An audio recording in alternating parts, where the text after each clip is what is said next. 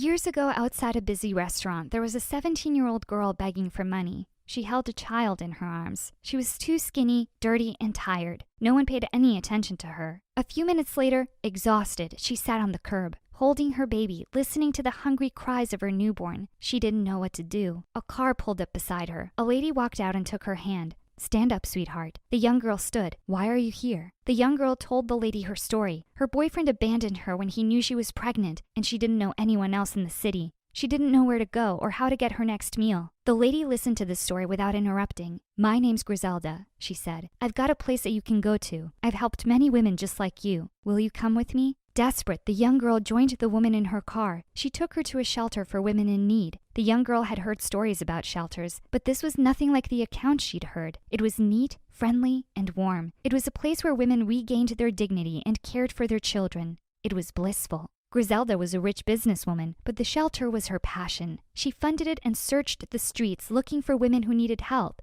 There were many of these women, and they all seemed to grow healthy again under her watch. In Griselda's haven, women healed from their trauma. Seeing this gave Griselda a sense of fulfillment. Most of these women would leave the shelter only to return a few weeks later, newly traumatized. 9 times out of 10, it always came back to the same thing: men. Men were ruining the lives of these women. Griselda hired lawyers, hounded social workers, and called the police, but it was always the same. Nothing changed. The women continued to return to her, broken and defeated. After years of this, Griselda finally snapped. Every time a man came near her, she would just about spit on him. Within a week, the shelter closed down. Griselda and most of the women disappeared. Some returned to the streets or the homes where they were neglected. Griselda bought acres of farmland in the middle of nowhere, a place so far removed that no one knew about it. She built a giant wall around the perimeter, hidden behind a thick forest of trees. She put female guards up on the only entrance. She cut the internet, satellite, and cellular signals in the area, jamming and confusing these signals so that our community's location didn't even show up on digital maps. "When we keep the men outside, we will have a safe place to grow," she told the women. She invited all the women in the shelter to join her, saying that there was more than enough room for all of them. Griselda promised them work and a new life free of pain and suffering. All the women had to do was promise they would never speak about men again. There were many women who weren't willing to part ways with men. They were kicked out of the shelter and excluded from Griselda's plans. But there were many women who had come to love Griselda and saw her as a mother. These women agreed to her conditions. These women were welcomed into her community. My mother was one of them. In fact, I was the baby that 17-year-old girl was holding. And my name is Stephanie. I went to school like all the other girls. Everything taught in the community was a modified version of history. All inventions, discoveries, and breakthroughs were made by women. They told us that there wasn't anything outside the community because the rest of the world was destroyed in a very strange version of World War II. Beyond the forest and the wall that separated our community from the outside were all kinds of scary things: zombies, monsters, etc. These were the scary bedtime stories that all the girls were told. My life in the community was fun and safe. I had lots of friends, and it didn't bother me in the least that they were all girls. The adults gave me tons of freedom and were very open with me. That changed when I was 17. That was when I began to ask too many questions about our history. I loved to explore and push the boundaries. We had grown up hearing stories about the boundary wall not being safe. There were usually patrols that passed through the forest, making sure that none of the girls strayed too far. I waited for them to pass and snuck right up to it. The wall was huge and there was no way I was going to see through it, but I followed the wall for a few days, mapping it out, seeing how far it stretched. That was when I found the guarded entrance. During a changeover of the guards, the entrance was temporarily open. I looked out past the wall and was surprised to see that the world I knew continued. It was nothing like the stories we'd been told, filled with decaying trees and radiated animals. It was alive and beautiful out there. I spent my afternoon sneaking to the entrance and watching from the bushes for any signs of life. About 2 weeks later, a truck arrived at the entrance. I saw the strangest creature climbing out of the truck, like a woman but with short hair and a deep voice. I told my friends what I had seen, but they didn't believe me. The next day, I was called in to see Griselda. She assured me that what I had seen was just a woman who had suffered because of the radiation out in the world beyond the community. "But I saw plants out there," I said. "Of course," she said. "It's only a small patch of loveliness just before it gets really ugly and unsafe. Now I need you to stay away from that wall. It's not safe out there." Maybe she was right. I agreed to stay away from the wall, but unlike my friends, my curiosity continued to grow. Griselda was definitely hiding something. About 3 months later, one of the pregnant ladies that used to babysit me when I was younger went into labor. After 2 days of not seeing or hearing from her, I went to the hospital to see her. She was dazed from all the medication, but when she saw me, she became lucid. "They took my boy," she cried. That was all she was able to say. The nurses burst into the room, ushered me out, and closed the door. That evening, I asked my mother what boy meant. She almost dropped the pan that she was washing. Then she smiled at me and asked me where I'd heard that word. I told her. It must be a name that she gave to her daughter. I didn't feel like I was getting the whole truth, but I let it go. A week later, I went to visit my babysitter in the hospital, but she wasn't there anymore. But Griselda was. She greeted me with a sad look on her face. Unfortunately, she didn't make it through the trauma of her delivery. I was shocked. I'd seen her after she'd had her baby. It didn't make sense. But I came to see... Griselda didn't let me finish. She has suffered enough. Please leave this now. Go and grieve and stop fighting me on this. I spent the next day wandering the community alone, clearing my head. Something kept bringing my mind back to that entrance, so I visited my secret spot in the bushes where I could watch. A car drove by and stopped in front of the gate. I couldn't believe my eyes. In the passenger seat was my babysitter. She looked sad, but she was definitely alive.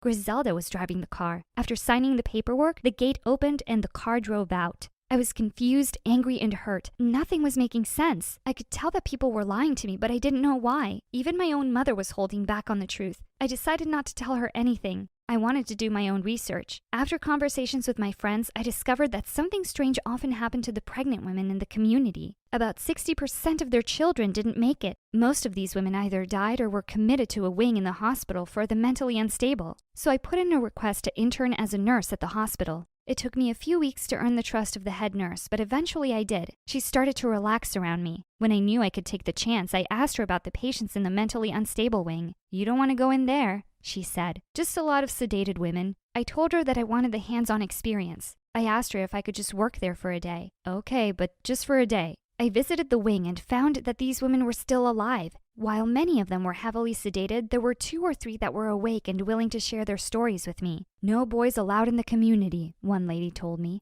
"What does boy mean?" She laughed at me and told me the strangest story I had ever been told. It went against all the biology lessons I had learned at school. "There's a whole world out there," she said. "I remember leaving it when I was about 7 years old. It's not a wasteland. They've been lying to us."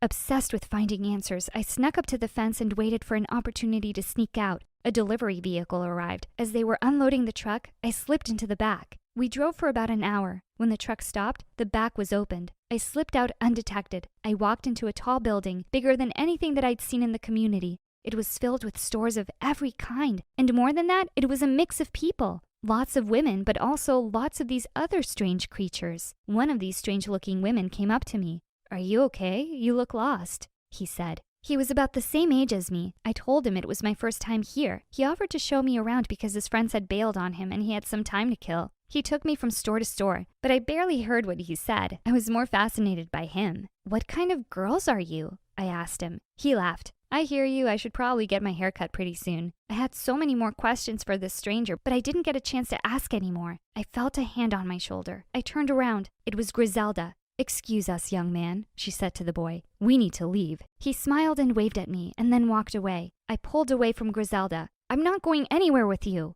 I said. Griselda shook her head. "You have no idea what you're doing, Stephanie. I'm not the villain here, okay? But if you want answers, I'll give them to you." Griselda took me to a coffee shop and we sat down. Griselda specifically asked for a female waiter. "This is a mall," she said, "and those strange creatures that you're seeing are boys. All the stories that we've told you, they've been to protect you and your sisters in the community, but they haven't been the whole truth." "What is the truth?" I asked. "The truth is that boys become men and men end up hurting women." Griselda told me why she had started the community. We spoke for hours. The more she explained, the more I could understand why she hated men so much. "Your own mother was abandoned by a man. Your father. Is that the life that you want to live? One filled with these vile creatures?" "They can't all be bad," I said. Griselda shook her head. "They are, every last one of them." She looked a bit creepy when she said that, but then she took a deep breath and calmed down. "We're going to go back home now, Stephanie, to your family, your mother, your friends, your community. And when we go back, you won't mention a word of this to anyone. Do you understand?" "You can't expect me to keep quiet about this," I said. "They need to know."